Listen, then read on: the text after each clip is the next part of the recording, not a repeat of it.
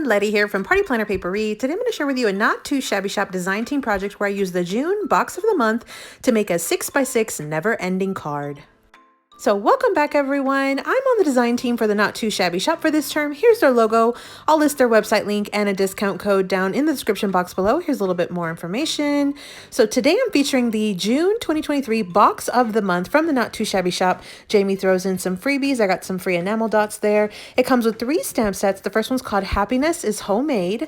It is a super cute stamp set. Reminds me of old school like nursery rhyme books. And then this one's called Farm Friends, and it has some really fun sentiments. I think that's one of my favorite things about this one, and the coloring looks to be really easy on that stamp set. And then the last one is called Farm Life Scene Builder. So this one has a bunch of neat little items that you can put to make up a scene on the farm. So really cute farm life sort of images that you can use there. So you've got 3 stamp sets, and then we've got 2 paper pads and 2 coordinating ephemera packs. And so the first ephemera pack goes with the Farm Sweet Farm set, and here is a still shot of what comes in that one. So just a bunch of really cute images. You do have the black outline on these images. And then the second one is the Farm Life coordinating set of ephemera. And here's what comes in that one. And you see here, you don't have as harsh of a line all the way around. It's more of a soft line. And then we have 2 paper pads. So the first one is called that Farm Sweet Farm.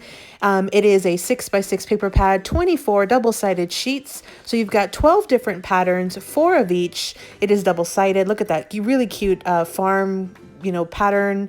You could just make a card just by cutting that down. It's ready to go. So just really, really fun prints. I really am loving the farm theme in this set. And then the second one is called Farm Life. It's also a 6x6 paper pad, 24 sheets. What I like about this one is it's very muted, and it's perfect for like the back of a scene on your cards. You could use the ephemera and use these really soft muted tones to really make a cute project. So again, this is the June 2023 box of the month from the Not Too Shabby Shop. And again, I'm going to list a website link and a discount code down below for you in case you want to save a little money. So before we dive into today's project, let me show you my previous project, which was a 4x6 notepad. This was part of the Hop and Giveaway video series. That series is over. The winner should be announced today, but you still can go back, check out the tutorials, and I will link that tutorial video down in the description box below for you in case you haven't seen that one yet. So today's project, we're going to be making a 6x6 never-ending card. This is one of those cards that just keeps going and going and going. So you'll have all different types of panels, and it basically has 4 different sides. You can stand it up just like you see here, and it's really neat. And what's really cool is that you're going to have a ton of different little patterns and a lot of paper that you'll be using for this, and it just makes a really fun project. So I took out some papers today from the 2 pads that came in the box of the month. So I have 4 different sheets of 6x6. I tried to find some of the patterns that had like a really pretty scene that was already together. And so I am going to be using that scene that has the full kind of herd from the farm together. I'm going to cut it down, and we are going to decorate one of the scenes. And then in the second one, I took out this sheet of paper to make another scene on my never-ending card. So then we also have some smaller panels that will go sort of in the inside. I just took out 2 different sheets of paper. I have this one with the little barns, and then one that's going to go on all the little corners, these little bitty squares, and I'm going to use this pretty sunflower paper. And that's the beauty of this box of the month. You've got 2 paper pads, so lots to choose from.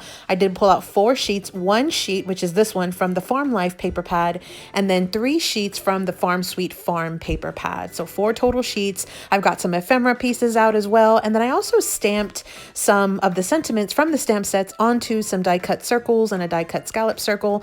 You're going to need 4 pieces of cardstock that are 3 inches by 6 inches, which is half of a 12 by 12 sheet. So 3 inches by 6 inches. We are going to do some scoring, but I'll show you where to score now.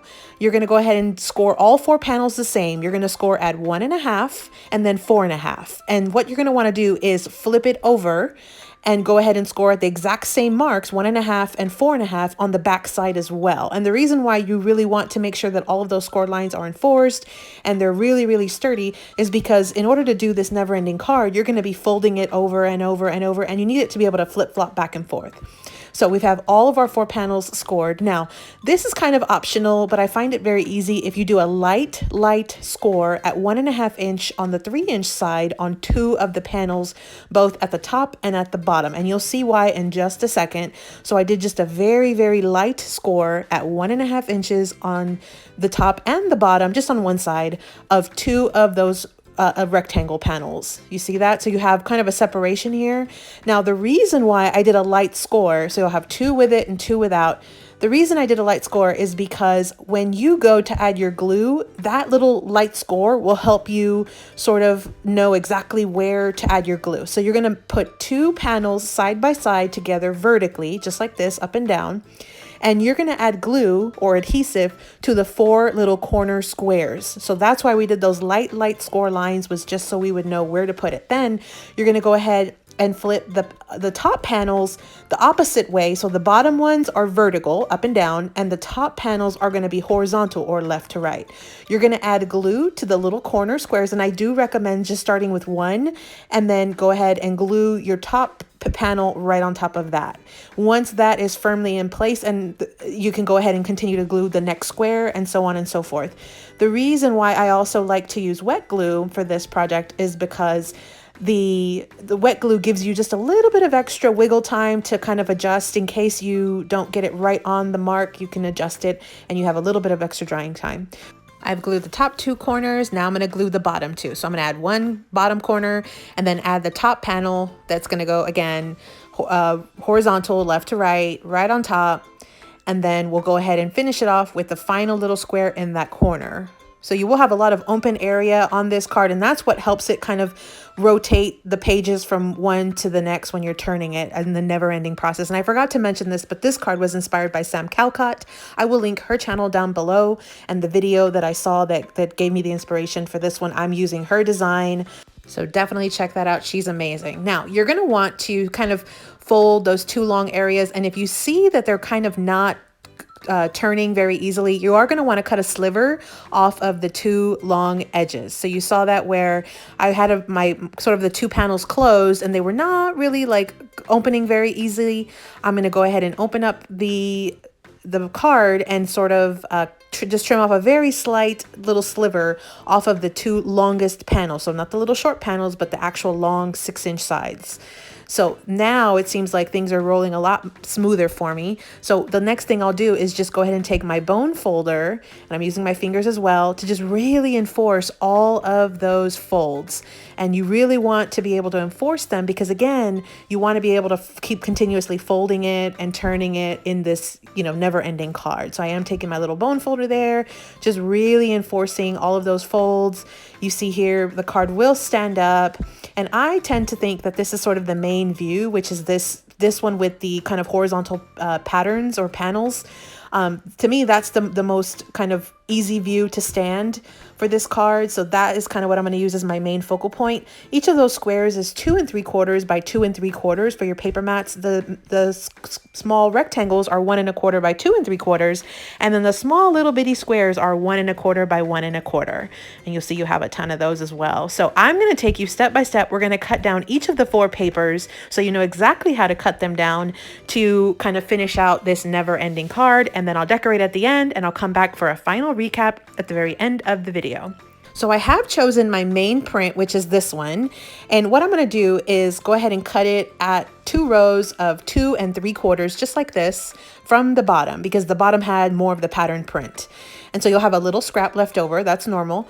Then what you'll do is you'll go ahead and finish cutting each of the panels. So you're going to cut each paper into 1 1/4, and then 2 3/4, and then 1 1/4 again. And that will make each of your 3 little small panels that will go on that bottom row from your paper. And it's important that you cut it continuously and not skip over, because otherwise, if you have a little print on or a pattern on your paper, it won't be like a continuous flow. It'll look like if you had pieced some papers together. So you're going to repeat those same cuts with the top row, which is 1 1/4, 2 3/4, and then 1 1/4, just like that.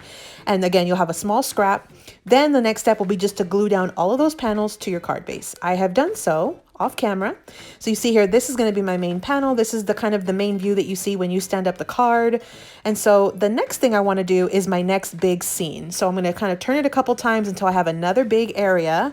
And you see there, I use that same pattern. But what I'm going to do on this new card that I'm making is I'm going to use the other little sort of pasture area that had a lot of sky and the greenery. So I'm going to use this print to cut down to make this panel. So you see here, I have 6 little small panels and they're more vertical, whereas the first section was horizontal. So what we're going to do is we're going to take out our trimmer again and we're going to cut vertically at 2 3/4 twice. So we're going to get 2 sort of columns of 2 3/4, and then you'll be left with a little scrap on the end, just like that. And then what we'll do is cut down these columns into our segments, which again is 1 1/4, and then 2 3/4, and then 1 1/4 for the final top little section, just like this. So then you'll basically have a small scrap left over, and then you'll just repeat with the second panel. So 1 1/4, 2 3/4, and 1 1/4. And again, cut in a continuous pattern or fashion, so that way your print doesn't get sort of broken up. You'll glue all of those panels onto your card base, which I just did off camera again. And then now I have my 2 largest panels ready to go. You see there? So then the next step I'm going to do is I'm going to work on these little squares, or these larger squares and the smaller squares. So I've got 4 of those sort of larger squares that are 2 3/4 by 2 3/4. I can get all 4 from this one sheet of paper that has the barns. So I'm going to cut all 4 panels from that one sheet, and I'll show you how to do that. Now, one thing I noticed was 2 of my panels are sort of side by side, which are those front 2 that you see there. So I'm going to try to cut my pattern from the side, so I have those 2 patterns right next to each other and they sort of have a continuous flow. So I'm going to cut it at 2 3/4 from the side, have a little scrap, and then with what I have left over, I'm going to cut it down to 2 3/4 and then go ahead and cut 2 additional squares. And these I'm going to go ahead and just use for my top and bottom square that you'll see on the next kind of slide of the card. But for these 2 that kind of go right next to each other, I will put them on the outer sections of the card. So I'm going to go ahead and glue all of my panels, which I just did. Again, the miracle of technology here.